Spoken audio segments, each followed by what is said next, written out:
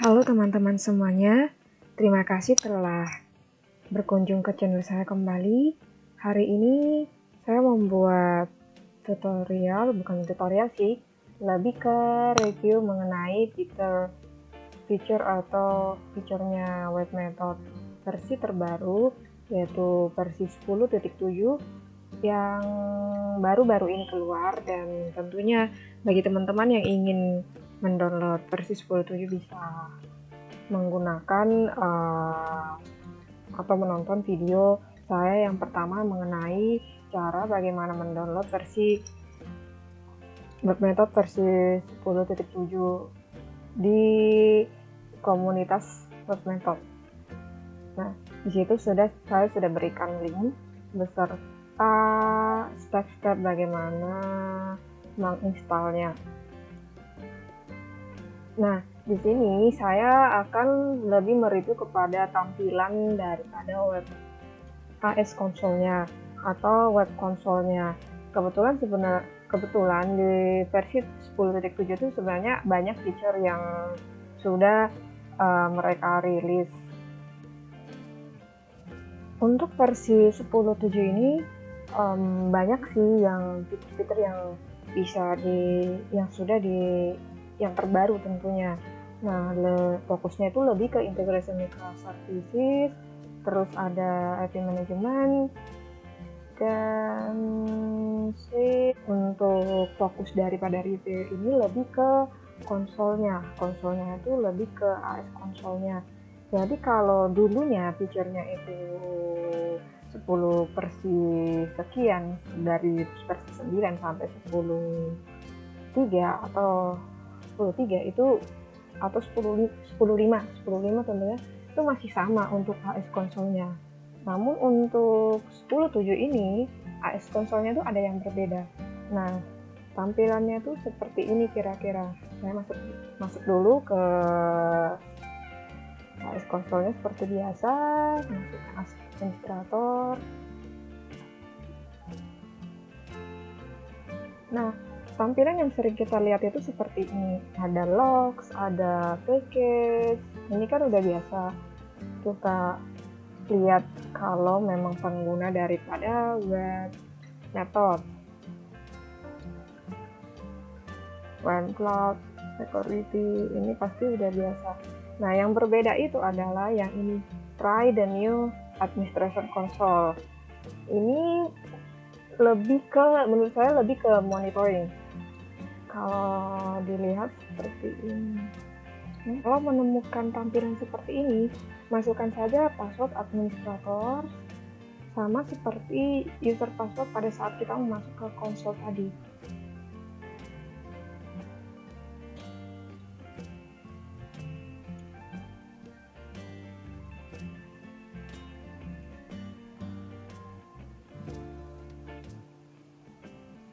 Nah, tampilannya itu seperti ini. Kalau kita lihat ini lebih ke monitoring. Monitornya itu lebih ke monitoring resource, misalkan yang untuk disk, memori, CPU, hardware-nya. Nah, ada juga untuk clusternya, seperti itu. Ada juga untuk GPM matrix-nya. Jadi kalau untuk tim monitoring ini lebih gampang untuk melihat, misalkan ketika ada isu-isu thread kita tuh habis misalkan. Nah, kita kan bisa ngelihat thread itu sudah berapa sih ininya yang sudah kepakai di instan sekian, nah, seperti itu ya. Dan memory usage-nya berapa sih komputernya, kita udah bisa ngelihat dari sini. CPU-nya juga gitu. Jadi kita nggak perlu lagi seperti tampilan di sini kan. Ini kalau biasanya kan kalau ada isu biasanya yang dihadapi biasanya ya yang dilihat itu maksimum committed-nya berapa. Misalkan ini kan committed dan maksimumnya kan kalau misalkan installnya itu sudah mandek, berarti ini maksimum sama committed-nya biasanya harus sama seperti itu. Namun kalau dilihat dari sini yang terbaru itu lebih membantu tentunya bagi para monitoring atau tim operasional untuk melihat apa sih yang bermasalah dengan instan web method kita, misalkan seperti itu. Terus ini ada usage-nya, penggunaan session-nya, berapa banyak yang sudah menggunakan session-nya. Terus biasanya kalau request-nya itu berapa banyak request yang sudah masuk, atau biasanya juga ada tampilan untuk berapa banyak yang sudah menggunakan flow tertentu misalkan itu. Dan ya seperti ini kan ini yang tadi saya bilang berapa banyak yang menggunakan service. Misalkan kalau kita bangun service biasanya di sini akan tampil tuh misalkan tutorial.wm apa misalkan seperti itu akan tampil di sini, berapa banyak yang ngehit countnya, berapa banyak sukses, berapa banyak yang gagal. Di sini ada kelihatan respon time-nya berapa. Ini kan sudah menjadi sangat membantu bagi tim operasional tentunya. Jika flow-nya itu kelihatan minimum atau maksimum responnya itu gede, berarti di service ini ada yang bermasalah. Jadi bisa jadi operasional bisa menentukan keputusan yang lebih baik. Code misalnya kan ada API apa aja, misalkan API get report peminjam buku misalkan. Nah itu kan bisa kelihatan respon code terbanyaknya apa sih, misalnya seperti itu. Misalkan kalau kita define respon code-nya itu ada 5, ada sukses, ada invalid user, ada ini misalkan kegagalan sistem misalkan, itu kan ada bisa ditampilin di sini. Nah ini kan saya belum buat, nanti kemungkinan saya akan mengembangkan tutorial saya ini, jadi pelan-pelan kita sama-sama belajar seperti itu. Nah ini pun ada kan, ada 5 top slow API response time misalnya gitu kan, ada 5 API request by API type, ada 5, jadi ada 5 respon, ada 5 request.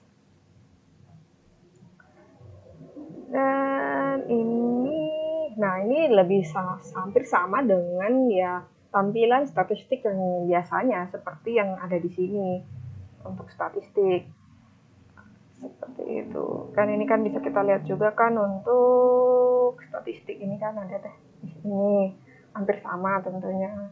Lisensi sepertinya lebih ke lisensi. Kalau port kan ada di security biasanya tuh. Ini kan yang diagnosis ada di port 5, di sini kan ada juga port, tapi posisinya itu di security ini ada di security, di menu security. Nah kalau di sini dia itu ada di server tentunya. Scheduling, kalau ternyata kita punya service scheduler yang mau dijalankan berapa detik atau berapa menit sekali misalkan seperti itu. Nah kalau di sini itu ada di sini di scheduler, server scheduler, sama posisinya tetap sama di server, cuman ini lebih dibagikan ke server di sini. Nah cuman ini lebih ke informatif seperti yang sebelumnya seperti ini. Kalau yang tadi kan kalau yang lainnya itu kan tambahannya ada dashboard, jadi dashboard itu lebih membantu ke tim operasionalnya gitu. Service usage, misalkan service usage-nya ini sama kayak tadi, ada service apa yang kita buat. Di sini pun ada service usage. Ada service usage itu sama seperti ini. Biasanya muncul kalau ada service yang baru kita buat, itu akan kelihatan berapa banyak di hit. Namun itu sepertinya atau penjumlahan dari 1 hari kemungkinan. Jadi nggak bisa dikatakan dalam 1 jam. Beda dengan yang di dashboard. Di dashboard itu kan ada bisa kelihatan sih, maksudnya 5 flow pertama, cuman nggak semuanya, itu kan hanya beberapa service atau API yang lambat. Ini lebih ke loginya. External server itu ya hampir-hampir mirip dengan yang sebelumnya, SFTP, server, proxy, Itu di sini kan ada juga, kalau di sini itu SFTP itu ada messaging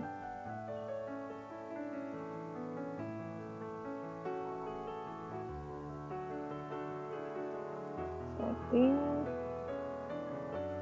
Nih, SFTP kan ada di sini remote server, proxy server, messaging sama aja ada. Ini kan untuk settingannya doang. Mungkin kita ingin membuat settingan, ada caching, ada logging, ada apa lagi seperti itu, bisa dibuat di sini. Sama aja dengan ini, cuman di sini itu lebih ke SFTP remote proxy gitu. Jadi sepertinya sih sudah dibagi-bagi per modulnya. Kalau di sana kan lebih general, satu setting semuanya ada, logging apa gitu. Kalau di sini kan sudah dibagi external server, misalkan SFTP remote proxy. Nah, kalau di sini ada lagi messaging. Di sana pun ada messaging, cuman belum termodulkan seperti itu. Ada log, misalnya log server. Kalau di sini kan log server. Di sini ada juga logging, ya seperti ini kan, ada error logging apa misalnya gitu. Cuman ini kan lebih ke baca log. Kalau di sini lognya itu lebih kita bisa lihat di sini, di log sini, log yang di modul sini. Tadinya saya pikir itu ada untuk konfigurasi loginya. Nah, ternyata hampir sama dengan logs yang ini juga, yang logs ini ya. Nah, ini hampir sama semuanya. Nah, ini logging configuration-nya. Kalau dia baca log dan konfigurasinya disatuin. Kalau di sini dibedain. Di sini ada ini khusus untuk baca log. Sementara di sini itu logging, ini untuk konfigurasinya.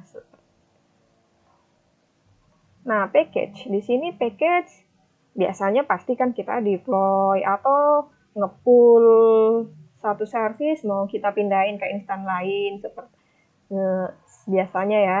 Dan ketika ada partial package, kita mau reload supaya bisa jalan dengan seperti biasa. Misalnya itu kita mau archive, kita mau delete itu package, bisa. Nah, cuman ini diletakin di satu modul namanya package ya. Sama aja sih, di sini pun ada package manajemen. Nah, ini kebetulan masih sama, nggak ada perbedaannya gitu. Terus solution, nah ini di disable ya, kita nggak bisa lihat. Nah, kita maju ke adapternya. Ini sama seperti yang di sini juga, adapternya ini, yang ini. Nah, adapter ini kan jadi sih sebenarnya kita bisa menambahkan yang lainnya seperti Kafka, seperti TCP adapter misalkan, atau HBase. Tapi untuk adapter tersebut biasanya membutuhkan lisensi gitu. Jadi untuk kasus yang seperti ini free, kita nggak bisa install sembarangan. Maksudnya kita butuh lisensi untuk mendapatkan adapternya itu. Nah, ini web method cloud. Di sini ada cuman hampir sama ada, cuman saya belum pernah menggunakan yang untuk cloud. Nah, kemungkinan nanti bisa dicoba-coba atau bisa jadi ya akan saya buat di tutorial. Semoga saya punya waktu untuk membuatkan tutorialnya juga. Nah, ini ada settingnya itu kebetulan ini kan kalau tadi kan setting logging kan ada di setting, kalau yang di versi yang ini versi lamanya. Nah, di sini setting itu masih tetap, caching masih tetap, clustering masih tetap, dan yang lain sebagainya masih tetap. Hanya loggingnya aja dipindahkan ke modul logging konfigurasinya. Nah, hampir sama semuanya. Dan yang menariknya itu sih di bagian dashboard dan servernya itu. ini. Jadi ya kalau untuk tim operasional pasti sangat membantu. Atau pada saat kita sebagai developernya web method, kita mau tahu isunya, kita bisa mereverse ke dashboardnya ini. Jadi sebelum kita semakin jauh mencari, membaca log, langsung kita bisa menggunakan dashboardnya ini. Kita bisa mereverse ke slow API, misalnya seperti itu. Jadi mana sih sebenarnya API yang berdampak terhadap penggunaan resource kita. Nah, yang paling mudahnya sih kita bisa tahu juga, misalnya 6 jam yang lalu kondisinya bagaimana, 12 jam yang lalu, 1 minggu yang lalu, 4 minggu yang lalu, atau kita bisa custom. Seperti ini, pilih tanggalnya. Nah, jadi menurut saya sih untuk versi 10.7 ini cukup membantu, tentunya untuk tim operasional juga untuk developer web method yang untuk menghandle isunya. Dan sekian review dari saya, semoga bermanfaat.